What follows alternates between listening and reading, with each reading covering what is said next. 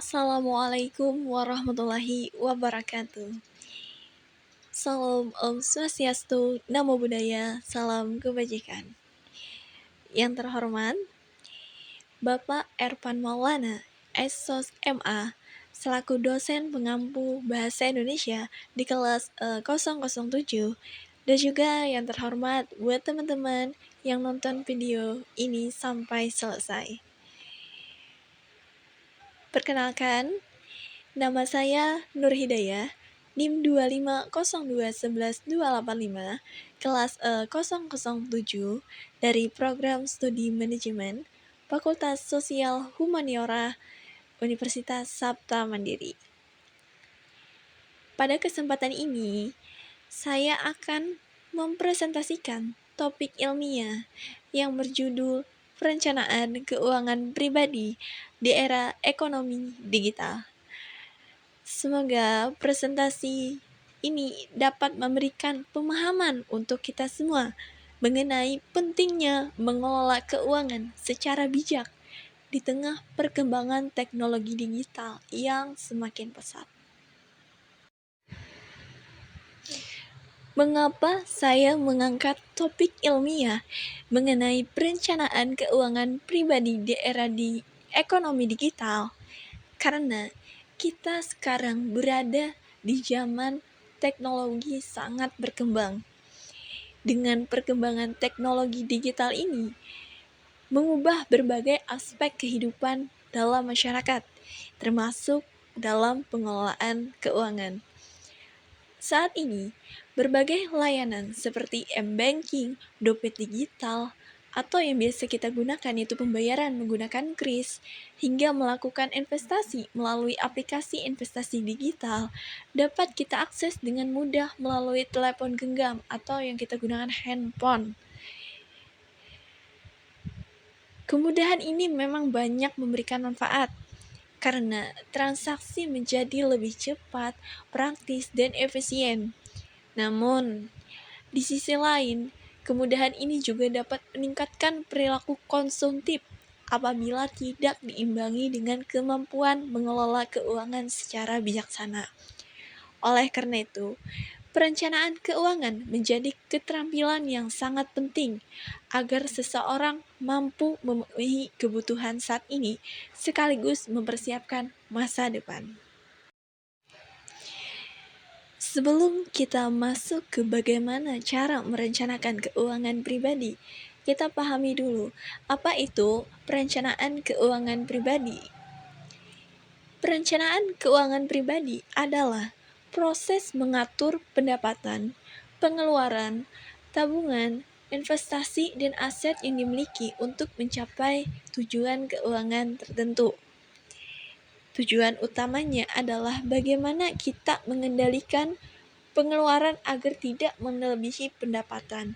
Seperti yang biasa kita dengar, ada peribahasa atau ungkapan, besar pasak daripada tiang, atau besar pengeluaran daripada pendapatan. Kita usahakan jangan sampai pengeluaran itu melebihi daripada pendapatan yang kita peroleh. Maka di perencanaan keuangan pribadi ini yaitu adalah bagaimana kita mengatur keuangan tersebut agar pendapatan yang kita dapat itu dapat kita gunakan secara efektif untuk pengeluaran yang sesuai sehingga tidak terjadi pemborosan, serta juga kita memiliki kesiapan untuk kebutuhan yang tidak terduga. Dengan perencanaan yang baik, kondisi keuangan menjadi lebih stabil dan tujuan finansial akan lebih mudah dicapai. Selanjutnya, kita pahami lagi apa itu ekonomi digital. Ekonomi digital adalah aktivitas ekonomi yang memanfaatkan teknologi digital dan internet sebagai media utama. Kehadiran layanan keuangan digital telah banyak mengubah cara masyarakat bertransaksi, khususnya mulai dari diri saya pribadi, mulai dari menabung, berinvestasi, dan mengelola keuangan sehari-hari secara lebih cepat, praktis, dan efisien. Di sini ada beberapa cara kita untuk melakukan transaksi keuangan secara digital, mulai dari kita menabung di m-banking, dompet digital atau e-wallet, marketplace online, investasi online, kris, dan vintage. Apa saja sih tantangan kita dalam mengelola keuangan di era digital? Yang pertama, di sini ada belanja impulsif atau belanja secara tiba-tiba yang tidak direncanakan sebelumnya. Biasanya kita melihat diskon atau promo yang memicu kita untuk belanja barang yang tidak dibutuhkan, sehingga merusak anggaran bulanan yang sudah kita rencanakan sebelumnya. Yang kedua ada pay later berlebihan. Kita meminjam secara berlebihan karena terpicu sesuatu belanja yang tidak terlalu diperlukan, sehingga menimbulkan utang konsumtif yang sulit dikendalikan. Yang ketiga, risiko penipuan digital. Saat ini banyak sekali penipuan-penipuan yang bisa dari link atau sistem chat, biasanya suruhnya masukkan kode PIN atau lain sebagainya, sehingga tanpa kita sadari uang kita yang berada di dalam dompet digital maupun lainnya bisa dibobol secara cuma-cuma dengan modal link atau penipuan-penipuan lainnya. Selanjutnya kita masuk ke langkah perencanaan keuangan. Perencanaan keuangan yang baik dimulai dari langkah-langkah yang sistematis atau terurut. Mulai dari tentukan dulu tujuan uang keuangan itu kemana. Misalnya kita tetapkan target finansial yang jelas, misalnya untuk uang ini kita gunakan untuk pendidikan, atau uang ini mau beli rumah, atau uang ini untuk persiapan pensiun, atau uang ini mau untuk kebutuhan pokok. Kita tentukan dulu tujuan uangnya, arahnya kemana. Setelah kita tentukan tujuan keuangannya, kita buat anggaran bulanannya. Misalnya berdasarkan kebutuhan dulu. Kebutuhan berapa nominalnya, terus untuk dana pendidikan berapa, untuk misalnya tabungan berapa, kita tentukan anggarannya dari pendapatan kita. Selanjutnya, setelah kita tentukan anggarannya, kita lokasikan dananya, kita urutkan mulai dari pendapatan terus ke kebutuhan pokok dulu. Misalnya kebutuhan pokok berapa, setelah kebutuhan pokok lanjut kita nabung. Setelah nabung baru berinvestasi. Setelah sudah berinvestasi baru kita gunakan uangnya untuk hiburan, misalnya untuk self reward atau lain sebagainya. Lanjut lagi, kita masuk ke strategi mengelola keuangan di era digital. Mengelola keuangan secara efektif menumbuhkan strategi yang tepat dan konsisten.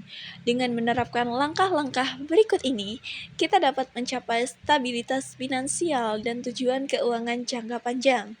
Di sini ada 4 strategi keuangan. Kita alokasikan, misalnya dananya adalah 5 juta.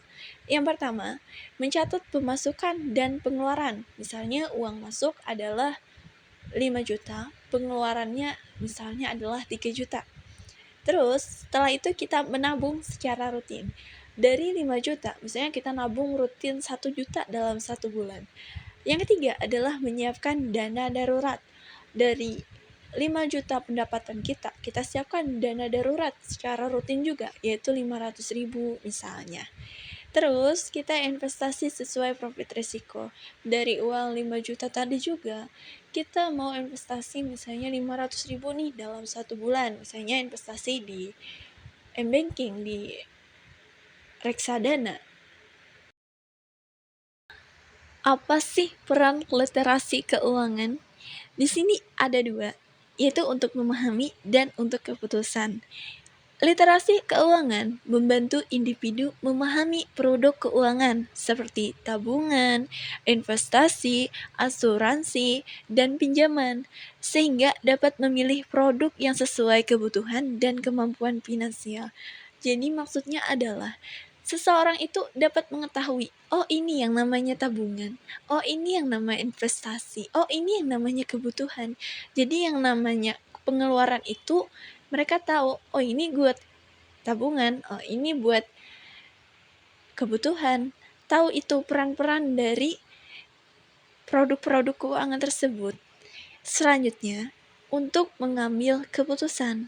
Dengan literasi keuangan yang baik, individu dapat mengelola anggaran secara efektif, mengambil keputusan investasi yang tepat sesuai profit risiko, serta menghindari penipuan dan jebakan finansial di era digital. Ketika seseorang sudah memahami apa itu tabungan, apa itu investasi, mereka dapat mengambil keputusan karena sudah paham nih bahwa oh ini yang namanya investasi, oh ini mereka sedang ditipu nih, aku sedang mendapat penipuan, sedang dipermainkan oleh orang nih, mereka paham. Jadi peran literasi keuangan ini sangat penting dalam kita mengelola keuangan. Setelah dari tadi kita memahami apa itu perencanaan keuangan, terus bagaimana strateginya, lalu apa sih manfaat perencanaan keuangan pribadi?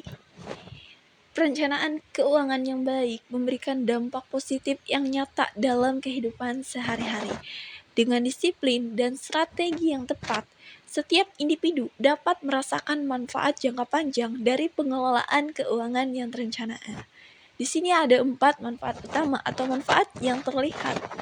Yang pertama, keuangan lebih teratur, itu pasti, karena kita memiliki pola atau strategi keuangan. Yang kedua, memiliki dana darurat. Yang ketiga, tujuan finansial lebih mudah tercapai. Yang keempat, mengurangi stres dan meningkatkan kualitas hidup. Di sini sangat relate sekali, karena ketika pola alur keuangan itu kita susun, maka kita tahu pengeluaran itu untuk apa, dan uang itu sudah kita alurkan, alokasikan kemana-kemana. Jadi tidak ada yang namanya kita bingung, oh uang ini habis kemana ya, itu nggak ada. Dari semua penjelasan materi tadi, kita dapat simpulkan bahwa era ekonomi digital telah membuka peluang besar dalam pengelolaan keuangan pribadi, menjadikannya lebih cepat, mudah, dan efisien melalui berbagai platform digital. Namun, kemudahan tersebut harus diimbangi dengan literasi keuangan yang baik agar tidak terjebak dalam perilaku konsumtif, penggunaan utang yang berlebihan, atau risiko penipuan digital. Perencanaan keuangan pribadi merupakan fondasi penting untuk mencapai kestabilitasan dan kesejahteraan ekonomi. Kunci keberhasilan terletak pada 3 hal utama. Yang pertama, disiplin dalam mencatat dan mengelola keuangan. Yang kedua, pengendalian diri dalam menghadapi godaan konsumsi. Yang ketiga, pemanfaatan teknologi secara bijak untuk mendukung tujuan finansial jangka panjang. Demikian presentasi yang dapat saya sampaikan mengenai perencanaan keuangan pribadi di era ekonomi digital. Saya ucapkan terima kasih kepada teman-teman semua yang sudah menonton video ini sampai selesai. Saya juga memohon maaf apabila terdapat kekurangan dalam penyampaian materi saya pada hari ini. Dan juga saya minta buat teman-teman semua bantu like, komen, dan share. Serta buat teman yang mau memberikan saran dan kritik, silahkan cantumkan di kolom komentar. Akhir kata, saya akhiri. Wabillahi taufiq wal hidayah. Wassalamualaikum warahmatullahi wabarakatuh. I just had to let you know you're